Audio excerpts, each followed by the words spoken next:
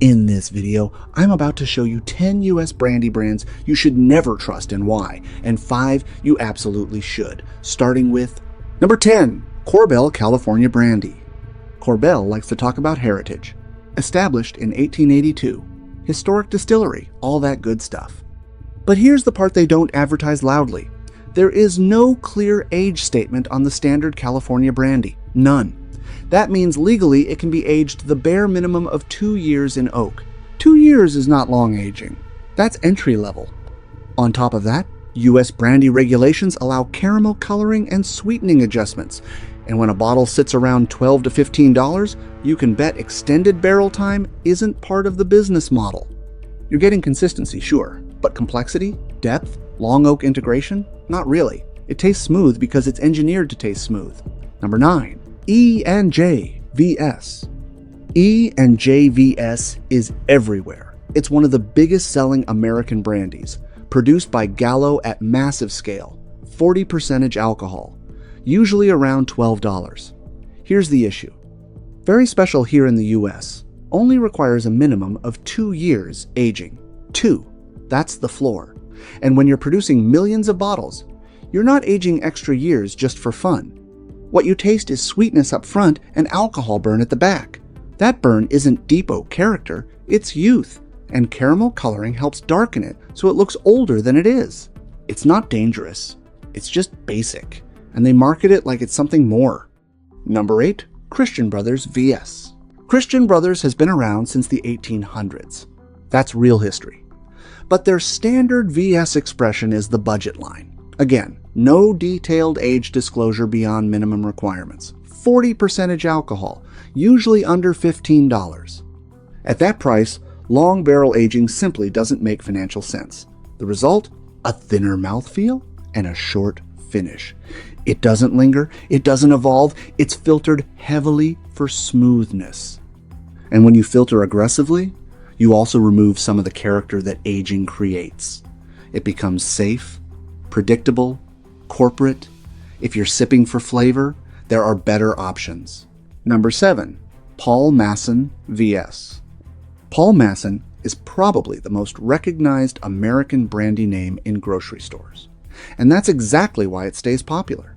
Familiarity sells. But again, no age statement beyond minimum legal standards. 2 years in oak qualifies. That's it. 40% alcohol. Around $11 to $13. When you see that dark amber color, remember, caramel coloring is permitted. Color does not equal age. And when something tastes overly sweet and finishes hot, that's often young spirit being softened with adjustments. This is mixing brandy. It's designed for cocktails. If you're expecting old world depth, you're paying for marketing, not maturation. Number 6, Hiram Walker Brandy. Hiram Walker produces large volumes of entry-level spirits. Their brandy sits firmly in the bottom shelf category, price often under $10. At that level, extended aging is simply unrealistic. There's no age statement. It meets minimum legal requirements and moves on. It tastes light, slightly sweet, and sharp on the finish. That sharpness is youth. Oak integration takes time, and time costs money. If you're grabbing something strictly for mixing into cola, fine. But don't confuse this with a carefully crafted sipping brandy. It's industrial production, not artistry. Number 5, Paramount Brandy.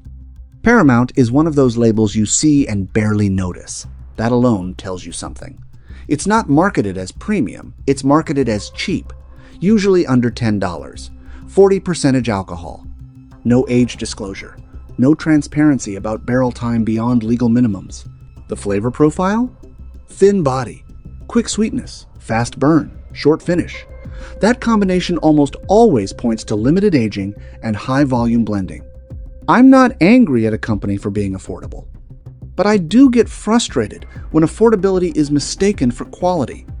They are not the same thing. Number 4, Mr. Boston Brandy. Mr. Boston has long been associated with mixers and bar staples. That tells you the target market right away. This isn't a brand built around sipping. Again, no meaningful aging disclosure. 40% alcohol. Low price point. The character is neutral, slightly sweet with minimal oak presence. That lack of oak influence is a strong indicator of limited barrel time. It works in cocktails because cocktails hide flaws. Straight? It feels flat. When you're retired and budgeting carefully, every bottle should justify its place in your cabinet. This one doesn't. Number 3. Deckheiper Brandy. Deckheiper is better known for liqueurs. That alone should tell you the style direction. Sweetness-forward profiles. Flavor-driven spirits. Their brandy expression reflects that. It leans soft and sweet rather than structured and oak-driven. Again, no detailed aging transparency. When a company specializes in flavorings and liqueurs, depth from barrel aging isn't the priority. Drinkability is. If you want something smooth and simple, it might pass. But if you're looking for real barrel complexity, dried fruit notes, spice development over time, this won't deliver that experience. Number 2. Hartley VSOP Brandy. The label says VSOP, which traditionally implies 4 years minimum aging. But in the United States, labeling standards are looser than in France. Hartley sits in that mid to low price range, under $20. No detailed breakdown of barrel program or production methods. It's blended for consistency, not individuality. The oak influence is present but shallow. The finish doesn't linger. And when something doesn't linger, it usually hasn't spent enough time developing in wood. VSOP on a label does not automatically mean premium. Transparency matters more than initials. Number 1. Paul Masson Grande Amber. This is the one I see recommended constantly because it's smooth. And smooth can be misleading. Grande Amber carries no age statement beyond meeting U.S. minimum standards. 2 years qualifies. 40% alcohol, around $13 to $15. It is heavily filtered, caramel colored, and blended for mass appeal. That smoothness comes from processing, not long aging. When you taste it, it's sweet up front and quick on the finish. True aged brandy builds in layers. This one does not. It's designed to move volume, not impress connoisseurs. And that's why it takes the number 1 spot here. Now listen, it's not all doom and gloom. Not every American brandy is cutting corners. There are producers out there actually respecting the craft, aging properly, being transparent, charging fairly for what they're delivering. These next 5, these are the ones I'd actually keep in my own cabinet. Number 5, E&J VSOP. Now here's the difference. The VSOP expression from E&J is aged at least 4 years. That's double the minimum required for VS. Still 40% alcohol. Still affordable, usually under $20. But the extra aging shows up. More oak presence, slight vanilla and dried fruit notes. A longer finish. It's not ultra premium. It's not pretending to be. But for the price, it delivers honest barrel time. And that matters. If you're stretching your dollar but still want real aging influence, this one makes sense. Number 4. Christian Brothers VSOP. Christian Brothers VSOP is aged a minimum of 4 years in oak barrels. That's clearly stated. That's transparency. The difference compared to their VS version is noticeable. Fuller body, better integration. The alcohol feels calmer. The finish lingers a bit longer. Still around $20 or less in most stores. That's reasonable for 4 years aging. You can taste that extra time in wood. And time is the one thing you cannot fake in brandy. This one earns its place. Number 3. Laird's Straight Apple Brandy Bottled in Bond. Now we're talking serious standards. Bottled in bond means it must be produced in one distilling season by one distillery aged at least 4 years and bottled at 100 proof. That is federal law under the Bottled in Bond Act. No additives allowed, no shortcuts, 50% alcohol, stronger, fuller, structured. Laird's has been producing apple brandy in the United States since the 1700s. That's heritage with regulation backing it up. This is honest American brandy done the right way. Number 2. Germain Robin Alembic Brandy. Germain Robin uses alembic pot stills and high-quality wine as the base. That matters.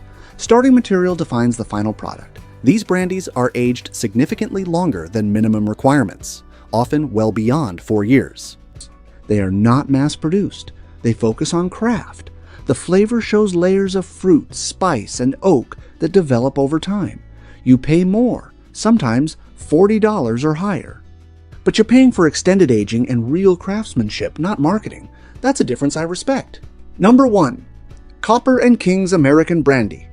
Copper & King's Pot distills their brandy and ages it in new American oak barrels. They are transparent about their production. They avoid chill filtration in many expressions. 45 to 50% alcohol in several releases. That preserves character. This isn't grocery store brandy. This is craft-focused American brandy built around flavor, not volume. You taste real oak integration, spice, depth, a finish that lingers. They charge more, yes, but when you understand barrel cost, storage time, and small batch production, it makes sense, and that's why it takes the #1 spot